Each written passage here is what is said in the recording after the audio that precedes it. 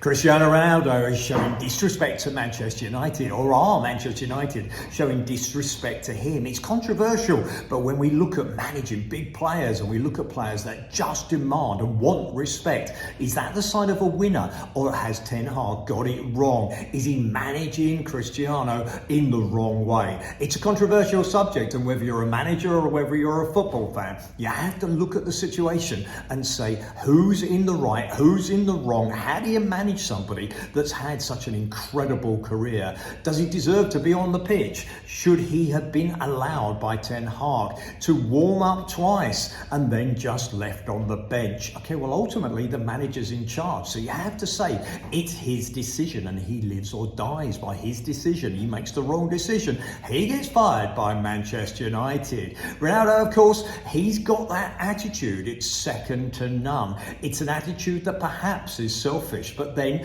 top strikers are always selfish. And when you look in business and you see somebody that sometimes is super successful, sometimes the reason they're successful is because they're so driven. They want to achieve things, but they tend to be sometimes, not always, but a little bit selfish. Certainly goal scorers, they say they've got to be selfish. So how do you treat somebody like this? Do you leave them on the bench? Do you explain things to them in a clear, concise manner and try and get them on side? Of course, that's the best form of management.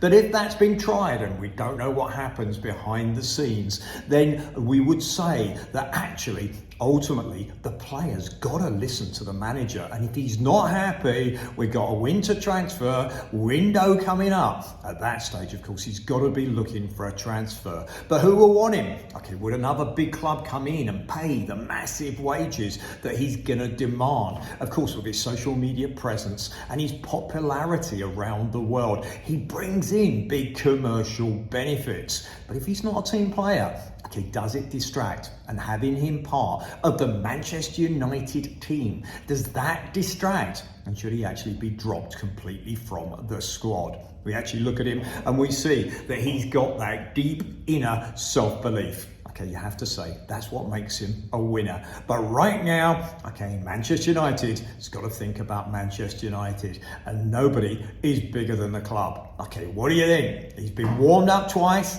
left on the bench, then just walked down the tunnel. 89 minutes. Been disrespectful, perhaps, to his fellow players, probably, but it's his personality. Against Newcastle, taken off with 20 minutes to go. Is that disrespectful, or is it just the manager's decision? What do you think? Leave a comment below. It's interesting to see from a football point of view, and indeed from a management point of view.